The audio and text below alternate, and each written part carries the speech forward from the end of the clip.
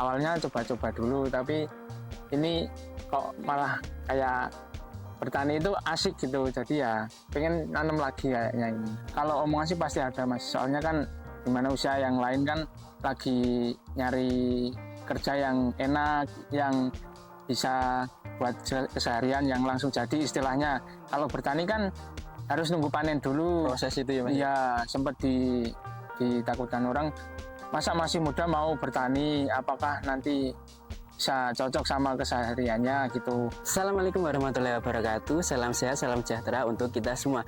Gimana nih kabarnya sahabat MMT Indonesia dimanapun kalian berada? Semoga sehat selalu dan semoga dilancarkan segala urusan. Amin ya rabbal alamin. Kembali lagi bersama saya Mas Coy di channel YouTube sahabat MMT Indonesia, channel Mitra Kemajuan Petani. Nah teman-teman, seperti yang teman-teman lihat, kali ini saya sedang berada di antara tanaman cabai yang sangat tinggi sekali ya teman-teman, sangat seperti lorong ini. Nah ini teman-teman merupakan tanaman yang ditanam oleh seorang petani yang masih muda teman-teman, dengan baru pertama kali tanam cabai dengan hasil yang sangat luar biasa ini teman-teman. Batangnya kokoh dan juga ini sangat untuk figur tanaman sangat tinggi-tinggi sekali teman-teman. Mungkin teman-teman bisa lihat daripada cabai dan saya itu lebih tinggi dari cabainya teman-teman. Walaupun baru pertama kali menanam cabai, alhamdulillah untuk saat ini dengan hasil yang bisa dikatakan memuaskan ini, alhamdulillah untuk serangan jamur patogen seperti layu itu hampir tidak ada, busuk batang juga minim, dan juga untuk pateknya juga sangat minim. Nah mungkin kira-kira teman-teman penasaran kan bagaimana mungkin kisah-kisah dari beliau ataupun mungkin resep-resep yang beliau lakukan sebagai pelaku pemula di dunia pertanian khususnya di budidaya tanaman cabai. Tanpa berlama-lama lagi, langsung saja kita masuk ke sesi wawancara.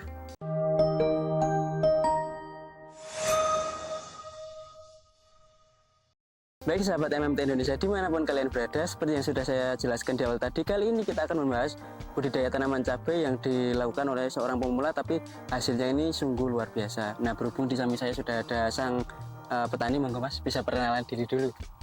Perkenalkan, nama saya Budianto, umur 23 tahun, asal Desa Petung, Kecamatan Pakis, Kabupaten Magelang. Kalau boleh tahu panggilannya siapa mas? Mas Budi. Mas Budi. Ya. Mas Budi saat ini usianya 23 tahun, berasal di daerah Petung, Pakis, Magelang ya mas ya. Pertama kali mungkin ya akan saya tanyakan, di umur Mas Budi yang saat ini masih 20 tahun, yang masih muda ya mas berarti ya. Itu mungkin yang mendasari jenengan untuk tanam cabai ini apa sih mas? Pertama kali itu lihat di YouTube ya, buat referensi, kayaknya kok menantang buat eksplor ke depannya gitu. Nah, ada lahan kosong dimanfaatkan buat tanam cabai aja gitu mas. Awalnya coba-coba dulu, tapi ini kok malah kayak bertani itu asik gitu, jadi ya pengen nanam lagi kayaknya ini. Berarti untuk awal motivasi itu coba-coba ya mas, awal-awal ya di YouTube, dan kemudian kata jenengan ini merupakan pertama kali mas? Ya pertama kali menanam cabai. Pertama kali menanam cabai, dan menurut jenengan tadi bertani itu asik ya mas? Makanya besok insya Allah akan nanam lagi gitu ya. Ya mungkin kalau boleh tahu sebelumnya berarti tidak menanam cabai atau belum pernah sama sekali? Belum pernah. Iya.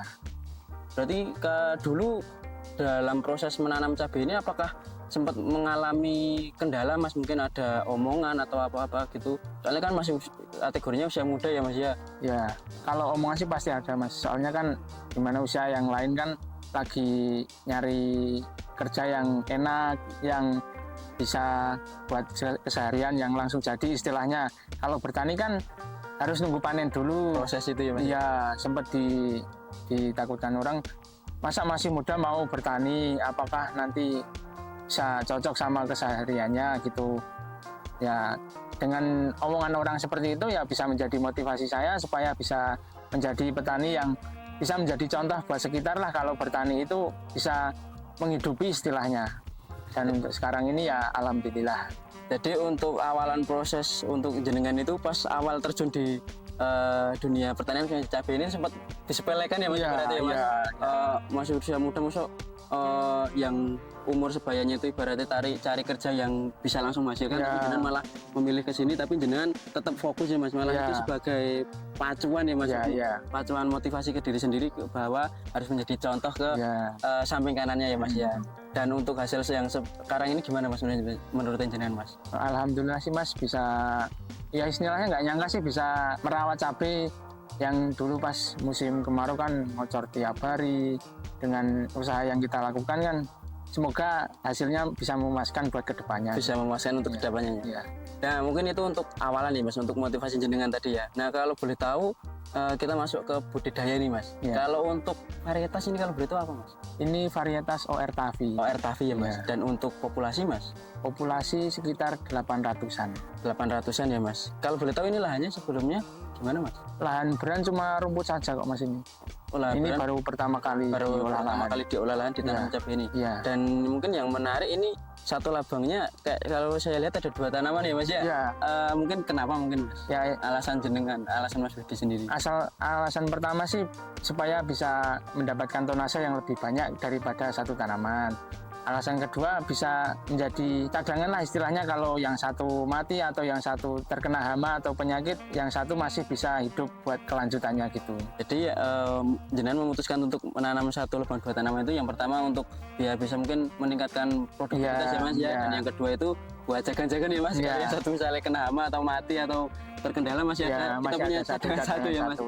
Dan alhamdulillah kalau untuk sampai saat ini Mas, untuk tingkat kematian ataupun mungkin kelayuan lah Mas, itu gimana Mas ini di lahan ini? Kalau kelayuan sama sekali tidak ada ini Mas. Alhamdulillah sama sekali. Dari 800 populasi. Iya, Mas, ya? dan dari awal tanam itu saya istilahnya nanjangi lah kalau orang sini bilangnya. Jadi misal masih kecil mati itu nggak ada. Tanpa nanjang gitu ya. Tanpa Mas? nanjangi ya sama sekali. Dan ini kalau boleh kalau saya lihat ini polanya zigzag ya Mas ya. Ya. Dan ini kalau untuk jarak tanam berapa Mas? 50 kali 50 ini. Dan untuk jarak antar bedengan? Bedengan ini sekitar 60 cm ya kayaknya Mas.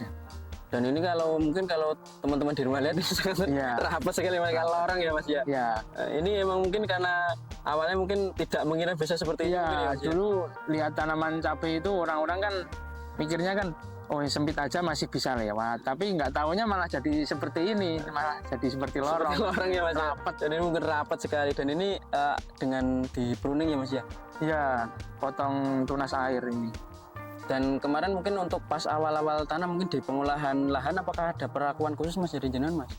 Kalau pengolahan lahan itu istilahnya ini kan pakai kristal ya, kalau orang sini menyebutnya itu. Setelah di atas kristal itu saya kasih dolomit, terus saya kocor pakai trichoderma, asam humat, sama silika karbon, silika bahan itu. Berarti di pengolahan lahan mungkin seperti biasa ya Mas Iya. diolah ya. Terus ada untuk dasarnya ada kristal tadi Ada ya Mas. kristal, Dolomit terus sama asam humat, trichoderma sama silika karbon ya silika Mas. karbon. Itu asam humat yang digunakan apa Mas biasanya? Power soil pakai. Power soil ya Mas. Itu kemudian langsung ditutup mulsa Mas. Itu ditutup mulsa, tapi nunggu dulu ya? sekitar 1 bulanan ya Mas. Untuk pendiaman itu Iya, berarti istilahnya 1 bulan ya Mas. 1 bulan. Itu kok jenengan berarti tidak memasukkan kimia Mas di sini. Ada kimianya nggak dasarnya? Kimianya ada pakai Vertipos. Oh pakai Vertipos ya. Iya. Jadi mungkin ada untuk kimianya ada tambahan di Vertipos. Iya, lainnya. Vertipos. Dan mungkin lanjut untuk perlakuan bibit, mungkin apakah ada Mas perlakuan bibit Mas sebelum dipindah tanam Mas? Itu sebelum dipindah tanam saya celup dulu Mas, pakai asam aminopremino, trichoderma, sama asam humat. Berarti ada perlakuan sebelum celup itu ya Mas ya? Iya, Perlakuan yaitu berupa dicelup tadi ya iya Mas? dicelup. Itu dengan trichoderma, terus Asam- premino, Iya, asam amino, asam sama aminopremino sama asam humat. sama power humat soil. power soil. Itu mungkin yang jenengan rasakan gimana Mas dengan perlakuan itu? Itu kan tanam bulan Juli pas panas-panasnya. Itu tanaman itu tidak ada yang stres Mas, alhamdulillah. Jadi tanaman itu bisa langsung beradaptasi dengan kondisi yang sangat panas itu. Jadi alhamdulillah power soil sama premino itu sangat membantu untuk pertumbuhan di awal.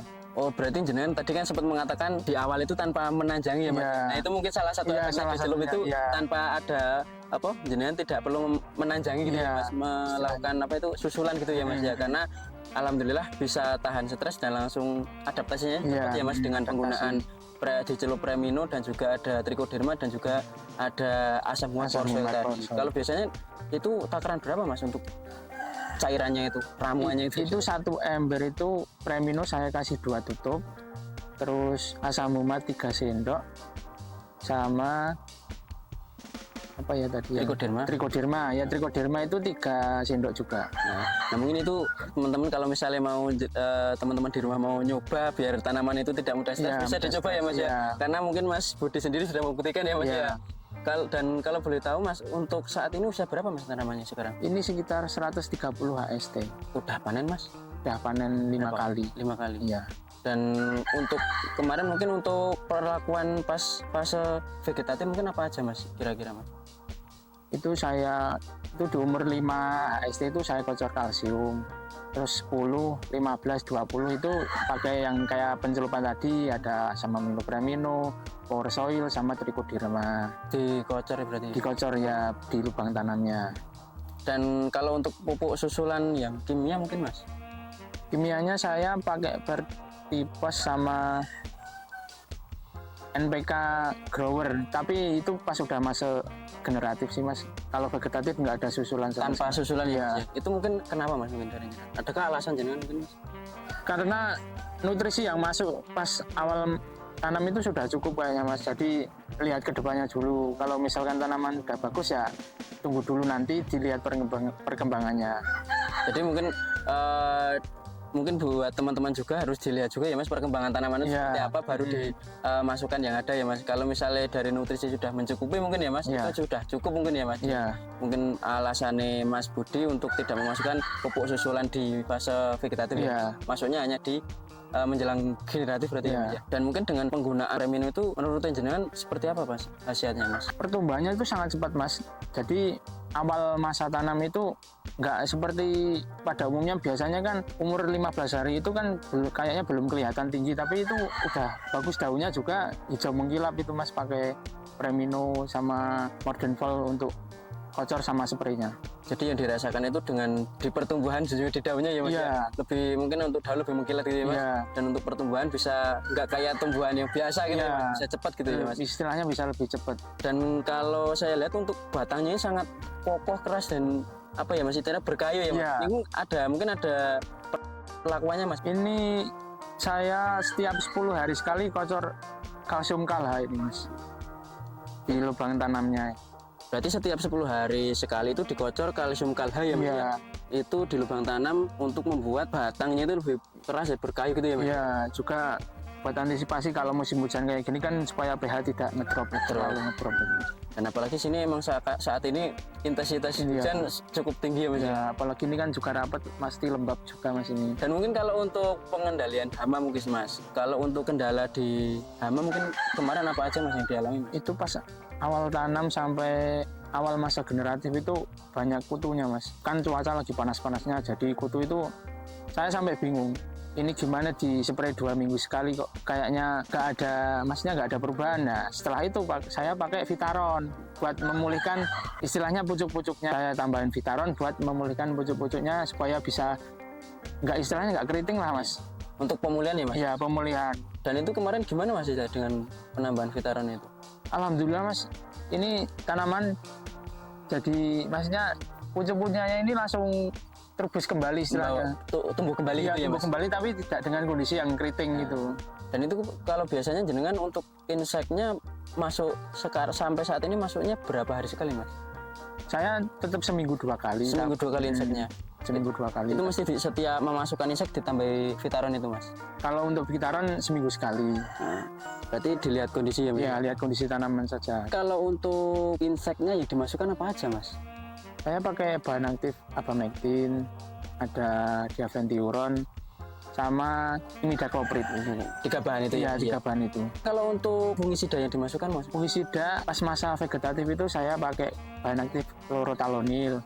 Terus masuk masa generatif saya ganti pakai mancozeb. Berarti awal vegetatif itu di chlorothalonil dan juga masuk generatif ganti mancozeb ya Mas? Tapi untuk sekarang ini saya tambah pakai fungisida sistemik sih untuk jaga-jaga aja kan intensitas curah hujan sudah semakin tinggi. Untuk jaga-jaga ya Mas? Iya. Ini alhamdulillah untuk tingkat serangan jamur patogen sangat khususnya untuk layu bisa tidak ada sama sekali ya Mas? Kalau layu tidak ada sama sekali. Kalau untuk busuk batang Mas?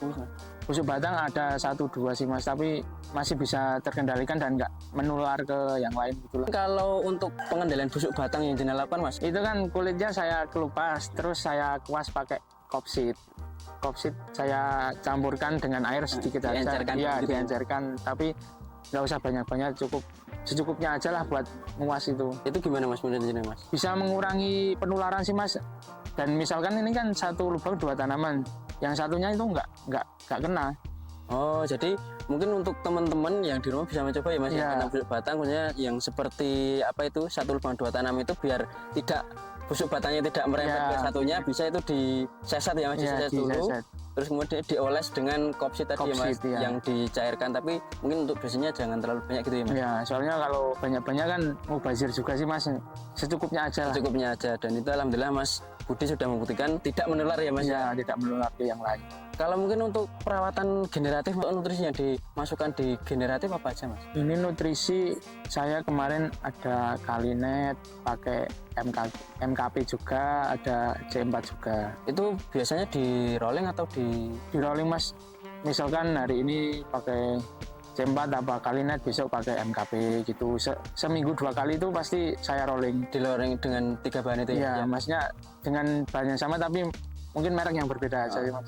Dan itu menurut Jenengan sampai saat ini hasil buah yang dihasilkan gimana Mas ini? Ini buah atasnya mompiur sekali kalau menurut saya Mas. Dulu kan pas musim panas itu kan awal generatif sempat rontok.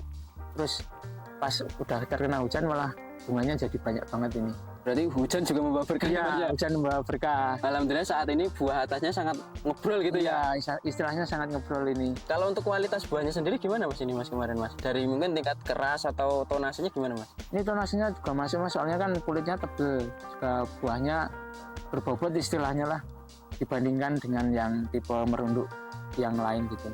Jadi untuk alhamdulillah untuk tingkat tonase dan juga untuk kualitas buah sangat berbobot dan Iya. juga sangat keras ya Mas Iya. ya? Dibandingkan mungkin dengan yang lain mungkin ya Mas. Iya. Nah, dan ini kalau boleh tahu di sekitar badan ini ada taburan dolomit apa Mas? Iya, dolomit ini. Itu apakah ada pertimbangan Mas dengan melakukan itu Mas? Kan biasanya kalau setelah dikasih pupuk susulan itu kan pH akan ngedrop gitu. Nah ini buat antisipasi kalau misalkan pH terlalu ngedrop, saya kasih dolomit di lubang tanam sama lubang pupuk. Oh, jadi untuk dolomit ini dimasukkan di lubang tanam sama lubang pupuk untuk mengantisipasi pH yang Iya, ngedrop ya Mas? yang ngedrop apalagi Cuacanya sangat ekstrim, iya. hujannya sangat intensitas hujan sangat tinggi dan itu sangat biasanya rawan ya Mas. Iya, rawan. Kalau sampai saat ini untuk pH-nya isinya gimana Mas? Lahan ini. Alhamdulillah ini normal Mas. Kemarin itu setelah 5 hari setelah pemupukan itu saya cek lagi pH-nya normal di 6,5. Oh, berarti masih normal ya Iya, Mas? masih ya? normal. Terakhir mungkin Mas, sebelum kita tutup, menurut Jenengan sendiri apakah sebagai petani yang pertama kali menanam ini ya Mas ya, dengan hasil yang seperti ini dan juga Jenengan mungkin tadi melakukan dengan penambahan nutrisi di tanaman itu, Jenengan seberapa penting sih Mas nutrisi untuk tanaman itu Mas? Penting banget Mas, soalnya cabai ini kan tipe apa ya, buahnya itu kan banyak, jadi lebih butuh banyak nutrisi untuk pembuahan itu sih Mas. Terus untuk kalsium juga biar tanamannya juga kokoh, tidak gampang rontok, untuk menjaga pH tanah juga sih. Jadi menurut Mas Budi sendiri dengan penambahan nutrisi itu khususnya di tanamannya seperti ini sangat penting ya Mas. Iya. Dan juga seperti untuk penambahan kalsium seperti KLH tadi ya Iya, Mas ya, KLH. itu bisa alhamdulillah bisa membuat tanaman itu lebih kokoh dan juga tidak mudah rontok ya Mas Iya. ya. Terakhir Mas ini, apalagi jenengan saat ini di usia muda dan baru pertama kali terjun di dunia pertanian dengan hasil yang bisa dikatakan luar biasa ini Mas. Sedikit motivasi Mas ke teman-teman Mas. Ya, buat teman-teman yang mau mencoba budidaya tanam cabai, istilahnya jangan malu lah. Kita masih muda, kita tunjukkan supaya yang muda itu tidak kalah dengan yang tua. Misalnya, kamu kok masih kecil, masih muda, mau tanam cabai ya, itu buat motivasi kita supaya kedepannya itu kita bisa membuat tanaman yang sehat, yang maksudnya istilahnya bisa ditirukan buat orang lain kalau kita bisa tanam cabai dengan hasil yang maksimal gitu. Berarti motivasinya usia muda itu kita harus berani mencoba ya Mas ya. Iya. Contohnya itu dengan bertanam cabai tadi ya Mas. Iya. Walaupun banyak perkataan-perkataan di Iya. luar yang Iya. mungkin bisa Pasti ada kadang lah itu. pasti tetap ada ya Mas, Pasti itu jadikan sebagai motivasi dan Iya. buktikan gitu ya Iya, Mas ya, kalau buktikan. bahwa kita sebagai generasi muda juga bisa bercocok tanam gitu ya Mas Iya. ya. Nah, mungkin itu tadi teman-teman wawancara kami dengan Mas Budi selaku petani muda yang saat ini baru pertama kali menanam cabai dengan hasil yang sangat luar biasa ini. Terima kasih Mas Budi atas Iya. mungkin pengalaman dan motivasi yang dibagikan ke teman-teman. Mas. Iya. Mungkin semoga menjadi amal ibadah, amal jariah buat Mas Iya. Budi sendiri, dan mungkin untuk besok hasilnya bisa maksimal Mas untuk Amin, panen amin. dan juga untuk seterusnya. Iya. Semoga video yang kami sampaikan tadi bermanfaat untuk teman-teman semua, dan juga kalau bermanfaat jangan lupa like, komen, dan subscribe channel YouTube Sahabat MMT Indonesia untuk tidak ketinggalan informasi dari kami. Sekian dari kami. Wassalamualaikum warahmatullahi wabarakatuh.